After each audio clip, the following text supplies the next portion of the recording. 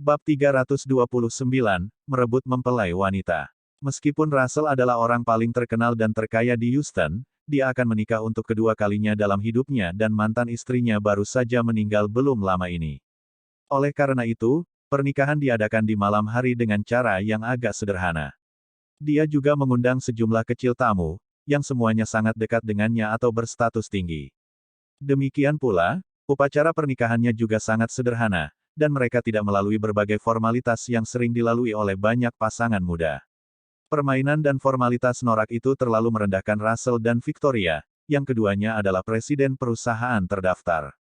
Mereka berdua berjalan menuju panggung di mana Russell mengucapkan banyak kata-kata sopan untuk berterima kasih kepada semua tamu di sana. Ia pun menceritakan pengalamannya beberapa tahun terakhir. Dia bahkan menceritakan bagaimana dia dan Victoria bertemu dan jatuh cinta. Tentu saja, tidak semua yang dia katakan adalah kebenaran. Misalnya, dia secara terbuka mengakui bahwa Victoria adalah putri sahabatnya, tetapi dia tidak menyebutkan bahwa dia pernah menjadi ayah gulanya. Sebaliknya, dia mengatakan bahwa dia tanpa pamrih membantu Victoria dan Emily, tanpa menyebutkan masalah menjadikan Victoria kekasihnya. Setelah mendengar ceritanya, para tamu sangat tersentuh oleh calon pengantin baru. Ini sangat menyentuh. Ayah pengantin wanita akan senang mengetahui bahwa putrinya berada di tangan yang baik dan sekarang dirawat dengan sangat baik. Petik 2. Ya, Tuan Miller selalu memperlakukan pengantin wanita sebagai putrinya dan merawatnya dan saudara perempuannya selama bertahun-tahun. Sungguh hal yang indah sehingga mereka benar-benar menjadi keluarga sekarang. Petik 2. Melihat semua orang tersentuh oleh kisah cinta Russell dan Victoria, pembawa acara pernikahan melangkah ke atas panggung. Dia berkata, "Tuan, kisah cinta Miller dan Miss Clarke begitu romantis dan penuh liku. Haruskah kita membuat pengantin baru saling berciuman sekarang?" Petik 2. Kerumunan di bawah panggung mulai bersorak segera. Mencium satu sama lain. Mencium satu sama lain. Petik 2. Russell memegang tangan Victoria di atas panggung dan Victoria terlihat agak canggung. Di sisi lain, Russell berbisik, "Pembawa acara ini benar-benar bertindak tidak pantas. Saya dengan jelas mengatakan kepadanya untuk tidak membuat omong kosong seperti itu." Setelah mengeluh tentang tuan rumah, Russell berkata, "Victoria, ini hari besar kami dan semua orang sangat antusias. Temani saja aku untuk menghibur mereka, oke?" Russell sangat ingin mencium Victoria. Meskipun wanita yang telah menjalani operasi plastik agar terlihat seperti Victoria melakukan pekerjaan yang baik dalam menirunya, tidak mungkin dia bisa dibandingkan dengan Victoria yang asli. Wanita murahan yang bisa dicium selama dia diberi uang tidak akan pernah bisa dibandingkan dengan wanita cantik yang tidak bisa dibeli bahkan dengan sekitar $1 miliar. Victoria tahu bahwa para tamu di atas panggung semuanya berstatus luar biasa, terutama Martin Howard. Jika dia tidak setuju, Russell akan dipermalukan. Victoria selalu menjadi wanita cerdas yang tahu untuk tidak mempermalukan pria. Oke, Victoria setuju dengan anggukan. Russell sangat gembira, dan dia segera bergerak lebih dekat ke arah Victoria sementara orang banyak bertepuk tangan perlahan-lahan membungkuk untuk ciuman. Victoria berdiri terpaku di tanah. Russell semakin dekat dan dekat dengannya sehingga dia memutuskan untuk menutup matanya. Saat dia menutup matanya, Victoria memikirkan Jordan lagi. "Maafkan aku, Jordan. Hubungan kita tidak akan membuahkan hasil. Aku hanya melakukan ini agar aku bisa membuatmu melupakanku. Daripada menempatkanmu dalam posisi yang sulit ketika saatnya tiba, aku lebih suka kamu membenciku sekarang." Petik 1. Victoria hanya menyalahkan rencana Tuhan. Semua orang melihat ke panggung di mana bibir Russell hampir akan menyentuh bibir merah Victoria. Namun, saat ini, Jordan tiba-tiba memimpin bawahannya ke pintu dan berseru pada Russell, yang ada di atas panggung. "Russell Miller, jika kamu berani mencium Victoria, aku akan menamparkan bibirmu sampai bengkak." Petik 2. Staf layanan di pintu masuk terkejut, dan dia baru saja berbalik untuk melihat panggung. Setelah sadar kembali, dia segera menghentikan Jordan. "Apa yang kamu lakukan di sini? Beritahu saya nama Anda." Pablo mengusir staf layanan dan kemudian berjalan untuk berkata kepadanya, "Dengarkan. Dia adalah Jordan Stelle, orang terkaya di negara ini." Petik 2. Orang terkaya di negara ini. Jordan Stelle, Presiden J Corporation. Ah, aku ingat sekarang. Dia adalah mantan pacar mempelai wanita, Victoria Clarke. Dialah yang memberikan Perry Express kepada Victoria sebagai hadiah. Kenapa dia ada di sini? Apakah dia di sini untuk merebut pengantin wanita? Petik 2. Ada keributan besar di pesta pernikahan.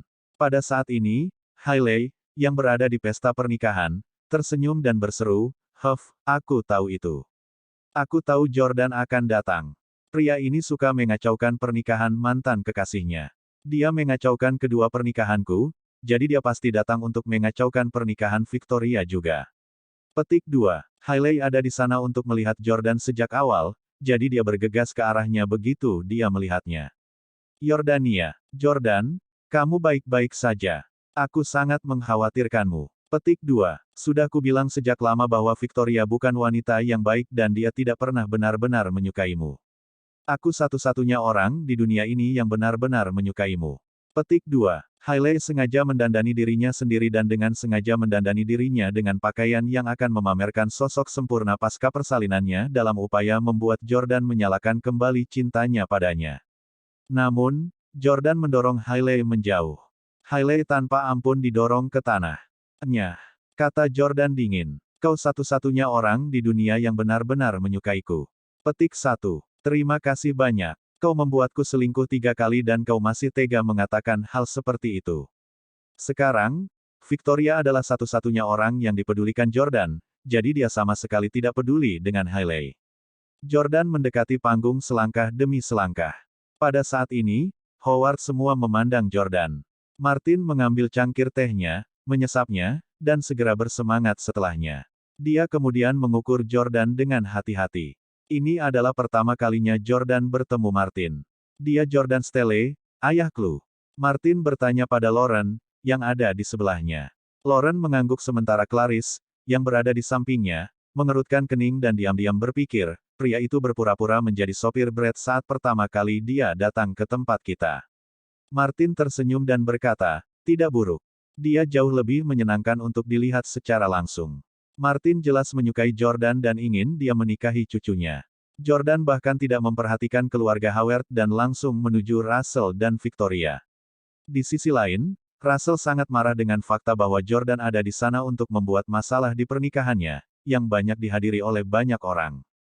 "Jordan, beraninya kau membuat kekacauan di pernikahanku," teriak Russell, menunjuk Jordan dari panggung. Jordan menjawab, "Mengapa saya tidak berani?" Tanda seru petik 2. Petugas keamanan yang diatur Russell untuk hadir di pesta pernikahan mulai mengambil tindakan dengan cepat. Namun, Pablo, Salvatore dan yang lainnya, yang berdiri di belakang Jordan, dengan cepat mengambil tindakan juga. Mereka menatap petugas keamanan, mencegah mereka mendekati Yordania. Melihat perkelahian akan pecah di pesta pernikahan, Victoria, yang berada di atas panggung, berkata, "Jordan, ini sudah berakhir di antara kita. Aku tidak akan kembali bersamamu bahkan jika kamu menghentikanku untuk menikahi Russell." Bab 330, Kebenaran terungkap. Russell menunjuk Jordan dan berkata, "Dengar itu. Tanda tanya tanda seru. Victoria sudah lama ingin putus denganmu. Jordan Stelle, bagaimanapun juga, Anda adalah presiden sebuah perusahaan besar. Tidakkah kamu merasa malu melakukan hal yang kekanak-kanakan ketika kamu memiliki status yang begitu tinggi?" Petik 2. Tamu-tamu lain menuduh Jordan dan menudingnya. Jordan Stelle benar-benar tidak dewasa. Pengantin wanita jelas tidak mencintainya lagi. Beraninya dia datang ke sini dan mengganggunya. Betapa tidak tahu malu. Tepat. Orang-orang muda dapat mengikuti arus dan mengambil hal-hal dengan mudah.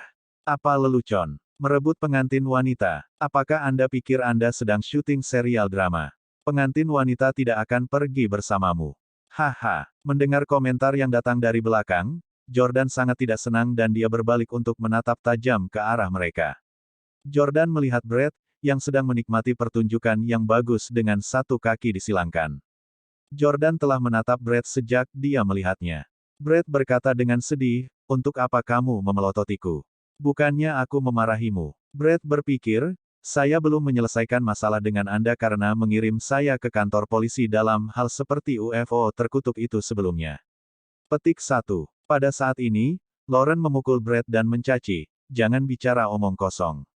Lauren tahu Jordan sekarang dalam suasana hati yang buruk karena dia harus melihat mantan pacarnya menikah dengan pria lain. Karenanya, dia tidak ingin Brett menggosoknya. Brett menghela nafas tak berdaya, meletakkan kakinya dan duduk dengan benar. Dia juga berhenti melakukan kontak mata dengan Jordan. Ketika Jordan melihat Lauren, suasana hatinya juga agak rumit karena terakhir kali dia menguping percakapan Lauren dan Victoria. Lauren mengatakan bahwa dia menyukai Jordan. Pada saat ini, Hailey, yang duduk di dekat pintu masuk, kebetulan melihat Lauren, yang juga ada di dalam. Jordan berbalik dan terus menatap Victoria. Victoria, aku tahu kamu masih mencintaiku. Anda tidak bisa menipu saya. Petik 2. Russell, yang berada di samping, menjadi marah dan menyalak. Jordan Stelle, jangan berlebihan.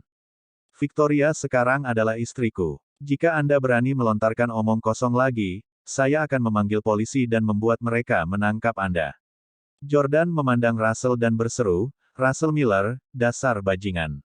Ayah Victoria mempercayakannya kepada Anda saat itu, tetapi Anda memaksanya untuk menjadi kekasih Anda dan sekarang Anda berani menikahinya. Apakah kamu punya rasa malu sama sekali? Tanda tanya. Petik 2. Russell sama marahnya. Kamu tidak pantas menyebut ayah Victoria. Kenapa tidak? Jordan membalas dengan benar. Russell berpunuk dingin dan menyalak, kamu tidak pantas tahu jawabannya.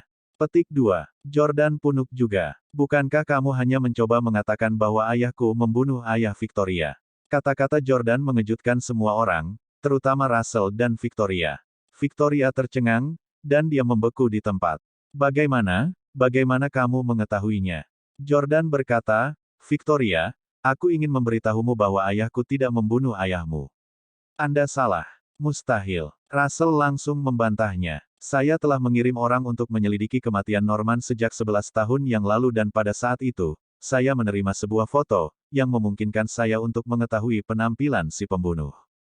Petik 2. Beberapa waktu lalu, akhirnya aku mengetahui bahwa orang itu adalah ayah kandungmu, Rowan Stelle. Yah, kecuali kamu tidak mengakui bahwa Rowan adalah ayahmu. Petik 2. Brett sangat gembira mendengar kata-kata Russell. Kedengarannya mengasyikkan. Tak heran Victoria tiba-tiba putus dengan Jordan Stelle. Ternyata itu karena ayahnya membunuh ayahnya. Petik 2. Jordan berkata kepada Russell, Rowan Stelle memang ayahku. Russell tertawa dan berkata, lebih baik kamu berani mengakuinya, anak seorang pembunuh. Petik 2. Jordan menamparkan wajah Russell dan berseru, tapi ayahku tidak membunuh siapapun karena ayah Victoria, Norman Clarke, tidak mati sama sekali. Mendengar kata-kata itu, semua orang menjadi gempar lagi. Mereka berada di Houston di mana banyak orang mengenal Norman karena dia dulunya adalah tokoh terkemuka dalam lingkaran bisnis di sini. Seorang pria yang berusia sekitar 40 tahun berdiri dan berkata kepada Jordan, Pang, saya tidak peduli apakah Anda pemilik J Corporation atau ikan paus dari industri takeout. Jika kamu berani bercanda tentang Norman, aku tidak akan melepaskanmu. Orang lain juga menonjol dan mencela, benar, Norman telah membantu banyak dari kita. Tanpa bantuannya saat itu, saya tidak akan berada di tempat saya hari ini. Norman jelas cukup populer dan terhubung dengan baik. Brett berkomentar dengan kagum, Norman telah meninggal selama 11 tahun, dan masih ada orang yang membelanya. Dia jelas bukan orang yang sederhana. Martin, yang berada di meja yang sama, menyesap teh dan berkata, Norman memang sosok yang terkenal. Dia dulunya adalah seorang programmer, jadi keterampilan dan penilaiannya luar biasa. Petik 2. Kami dapat menikmati teknologi 5G hari ini karena perencanaan strategis yang dilakukan Norman 15 tahun lalu. Dialah yang membuat bos Huawei menginvestasikan setidaknya 10% dari hasil penjualan dalam penelitian dan pengembangan, yang mengarah pada keunggulan kompetitif yang kuat yang dinikmati Huawei saat ini. Petik 2. Mendengar kata-kata Martin, keluarga Hauer telah mendapatkan pemahaman tertentu tentang Norman dan juga merasa bahwa kematiannya sangat disayangkan. Mereka merasa malu bahwa pria berbakat seperti itu telah dibunuh. Victoria juga sangat marah karena dia tahu Jordan bukan tipe orang yang suka bercanda. Jordan, apa yang kamu bicarakan? Apa maksudmu? Ayahku tidak mati. Russell segera berkata, Victoria, jangan dengarkan omong kosongnya. Dia hanya mengarang kebohongan ini untuk menghentikanmu menikahiku. Petik 2. Namun, Victoria tidak berpikir demikian. Saat itu, mereka tidak bisa melihat mayat ayah mereka dan sejak itu dia bertanya-tanya apakah dia masih hidup. Pada saat ini, Jordan mengeluarkan ponselnya dari sakunya dan menunjukkan kepada Victoria foto Norman yang baru saja diambil. Victoria, aku tidak berbohong padamu. Lihat, ini foto terbaru ayahmu. Saat dia melihat foto itu, Victoria menutup mulutnya dengan gelisah, dan kemudian meraih ponsel dengan kedua tangan untuk melihat foto itu dengan baik. Dia mulai menangis tak henti-hentinya ketika dia melihat wajah yang familiar namun tidak dikenalnya. Ayah masih hidup. Mustahil. Russell mengambil ponselnya juga. Pada saat ini, dua pria parubaya yang membela Norman juga naik ke atas panggung untuk melihat foto itu. Mereka semua segera mengenali Norman. Ya, itu Norman. Petik 2. Norman tidak mati. Terima kasih Tuhan. Namun, Russell tidak mau mempercayai ini. Dia berkata kepada Jordan, Jordan, fotomu ini pasti telah direkayasa secara digital untuk mensimulasikan penampilannya setelah 10 tahun. Benar. Jordan berpunuk dengan dingin. Russell Miller, mengapa kamu begitu takut? Apakah kamu khawatir jika ayah Victoria tidak mati, dia akan kembali untuk menyelesaikan masalah denganmu? Tanda seru. Petik 2. Jika Norman mengetahui bahwa Russell telah menipu dan memaksa Victoria muda menjadi kekasihnya, dia pasti tidak akan melepaskannya. Kamu mengatakan omong kosong. Russell langsung membantah. Norman adalah dermawan besar saya. Jika dia benar-benar masih hidup, aku akan menjadi yang paling bahagia. Apakah kamu membawanya ke sini? Petik 2. Jordan tidak menjawab Russell dan malah melangkah ke atas panggung dan memegang tangan Victoria. Victoria, Yordania. Jordan tidak bisa lagi menahan diri dan mencium Victoria. Victoria mengambil inisiatif untuk mencium Jordan juga. Mereka mulai berbagi ciuman penuh gairah di pernikahan Russell. Bab 331, mencuri pusat perhatian tuan rumah. Foto pernikahan Russell dan Victoria berada sekitar kurang dari 2 meter di belakang Jordan dan Victoria. Itu adalah tempat untuk pernikahan Russell dan Victoria. Namun, Jordan dan Victoria saling berciuman dengan penuh gairah tepat di depan Russell, sama sekali tidak bisa menguasai diri mereka sendiri. Semua orang yang hadir menjadi gempar. Ya Tuhan, ini benar-benar tidak masuk akal. Pengantin wanita benar-benar mencium pria lain di depan pengantin pria. Tuan Miller, orang terkaya di kota, telah benar-benar dipermalukan dan dihina hari ini. Petik 2. Jordan Stelle benar-benar berani melakukan hal gila seperti itu. Keluarga Howard, yang duduk di meja yang paling dekat dengan panggung, juga sangat tidak senang. Martin mengerutkan kening dengan tatapan membunuh di matanya. Dia bermaksud agar Jordan menikahi cucunya, Lauren. Namun, Jordan kembali bersama mantan pacarnya tepat di depan mereka. Jika saya tahu lebih awal, saya tidak akan membiarkan dia meninggalkan DC. Pada saat itu, Martin ingin menahan Jordan di DC dengan paksa, tetapi dia kebetulan mengetahui bahwa Victoria akan menikah dengan orang lain, jadi dia memilih untuk tidak menggunakan cara brutal. Dia pikir Jordan secara alami akan mengejar Lauren dan menikahinya setelah putus dengan Victoria. Dia tidak menyangka Jordan begitu jatuh cinta pada Victoria sehingga dia terus berusaha mati-matian untuk menyelamatkan hubungan mereka setelah putus. Brett juga menjadi marah.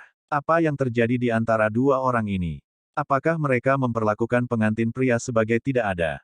Jordan Stelle menghebohkan. Petik 2. Jordan pasti akan memberikan tamparan keras pada Brett jika dia mendengar kata-kata itu. Brett adalah penjahat sejati yang tidak pantas untuk memiliki suara dalam apapun karena dia telah tidur dengan Hailey dan memukulnya saat Jordan sedang bekerja. Lauren merasa sangat terluka saat melihat pemandangan itu. Dia kemudian berdiri dan berkata, "Aku akan pergi sekarang." Hailey, yang berdiri di pintu, sama cemburu setelah melihat pemandangan itu. Jordan Stelle, kamu sebenarnya di sini untuk merebut pengantin wanita.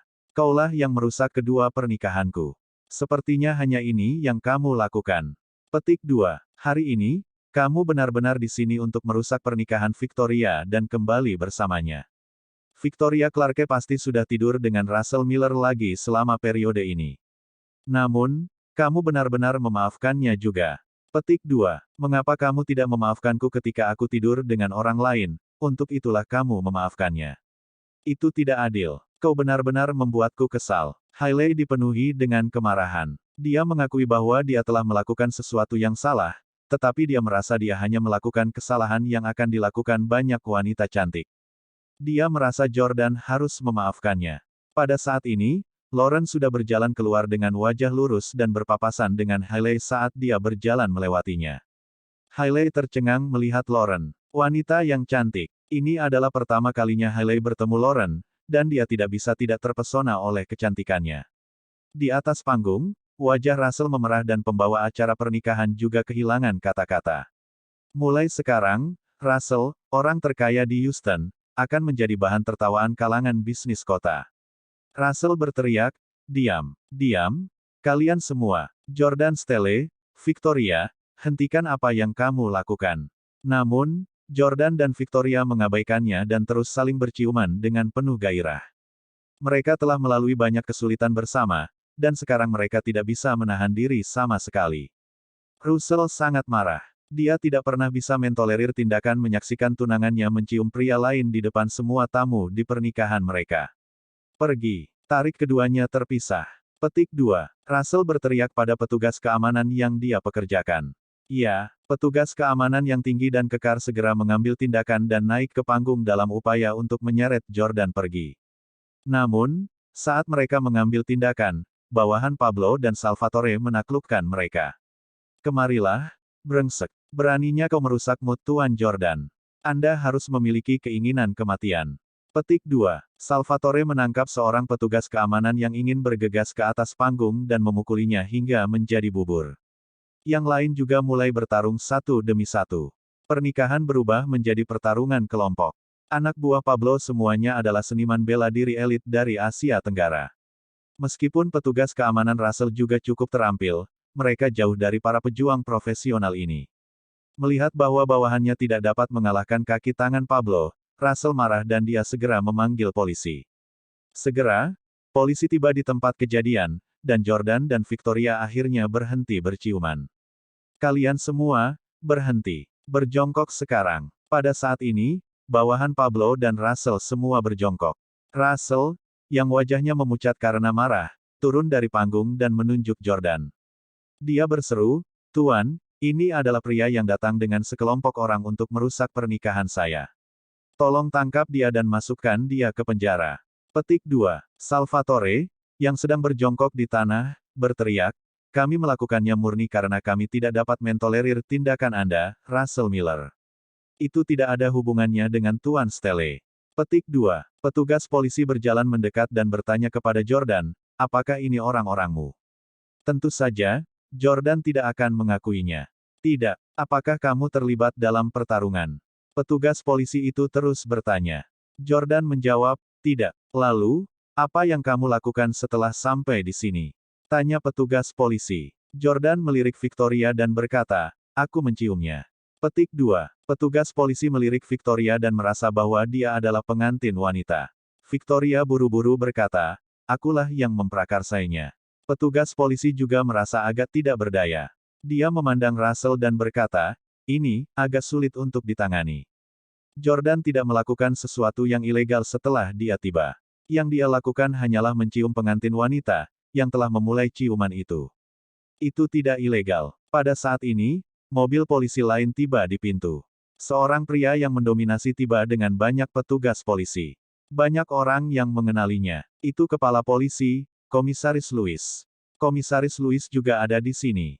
Komisaris Lewis berjalan ke arah Martin dan berkata, "Tuan Howard, saya mendengar perkelahian telah terjadi padanya, jadi saya segera bergegas ketika saya tahu Anda ada di sini juga.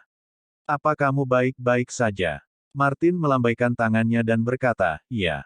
Setelah itu, Martin berdiri, menatap tajam ke arah Jordan dengan perasaan tidak senang, lalu berkata kepada Komisaris Lewis, "Lewis, apakah Anda masih ingat Norman Clarke?" Petik 2. Komisaris Lewis berkata, "Tentu saja. Dia adalah seorang programmer dan pebisnis yang luar biasa, tapi sayangnya dia telah meninggal 11 tahun yang lalu." Petik 2. Martin berkata, "Norman tidak mati.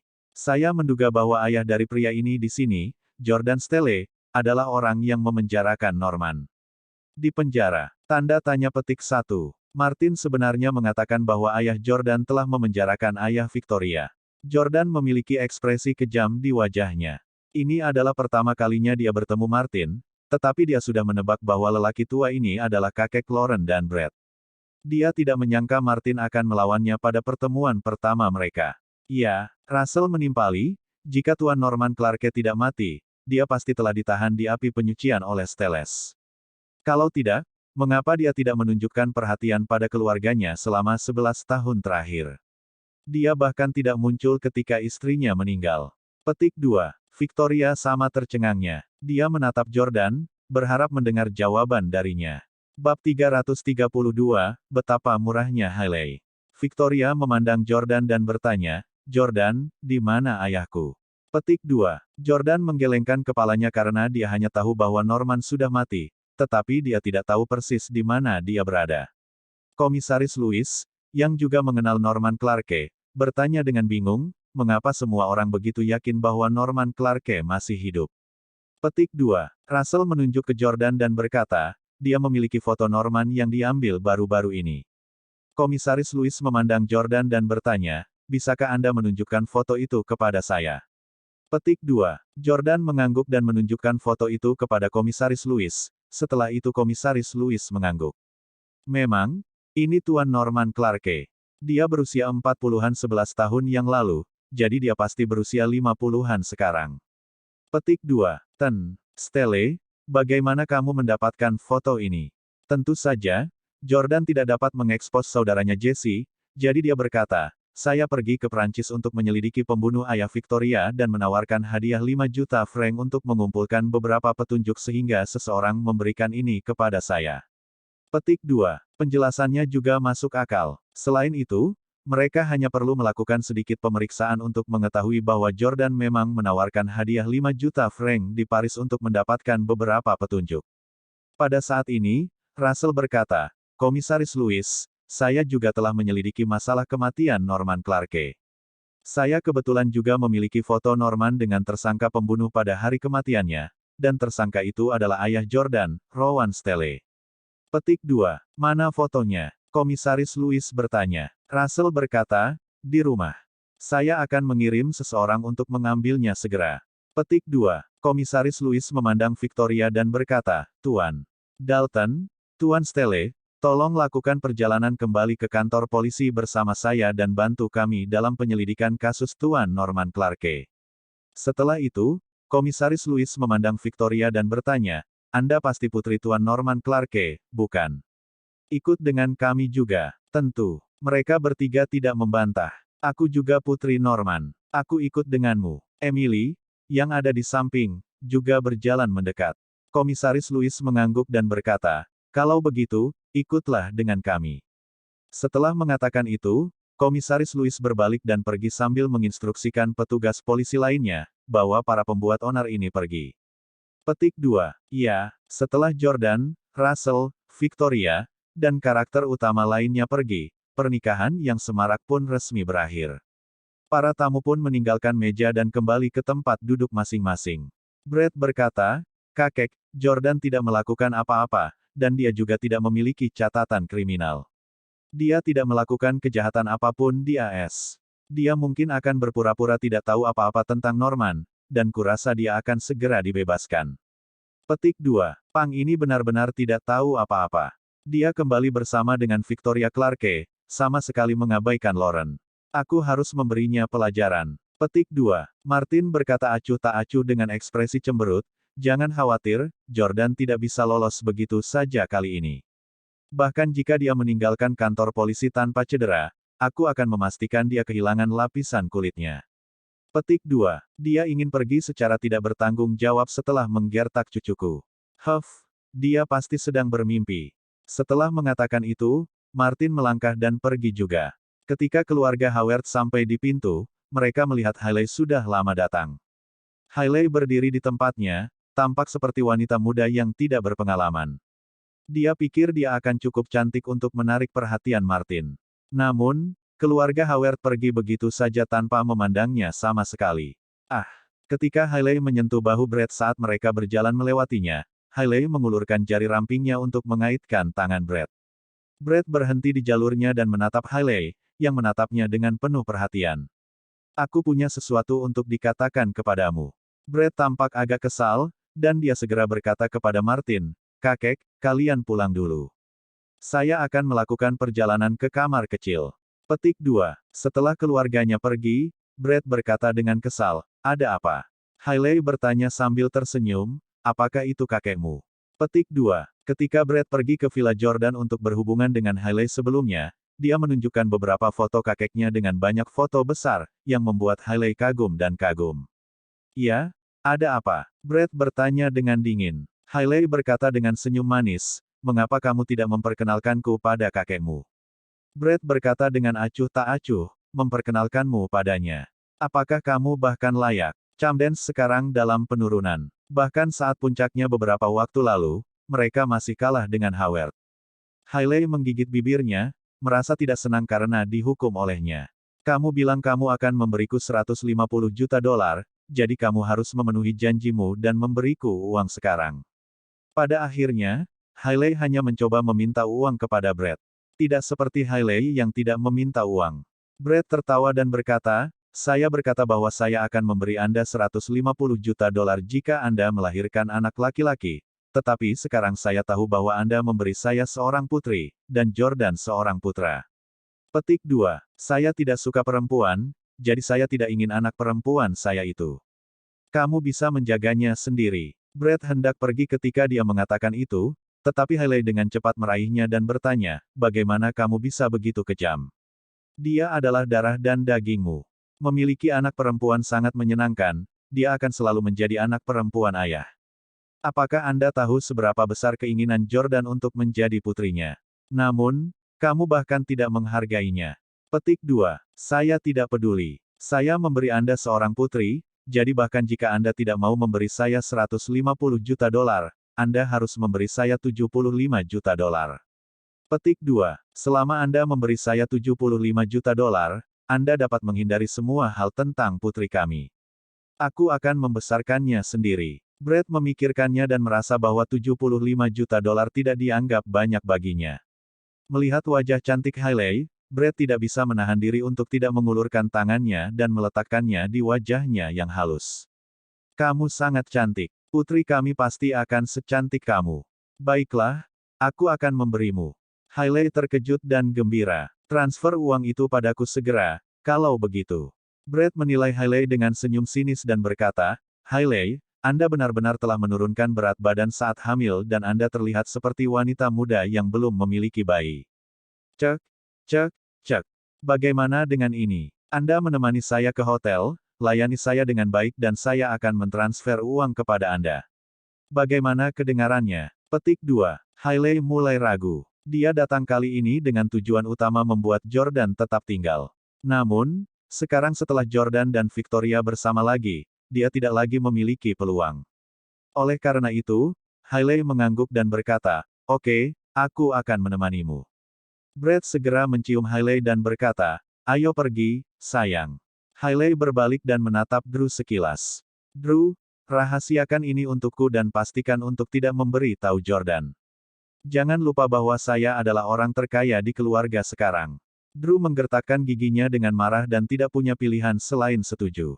Namun, Brad sepertinya sengaja ingin Jordan mencari tahu, sehingga ia sengaja check-in ke sebuah kamar di Intercontinental Hotel tempat Jordan menginap.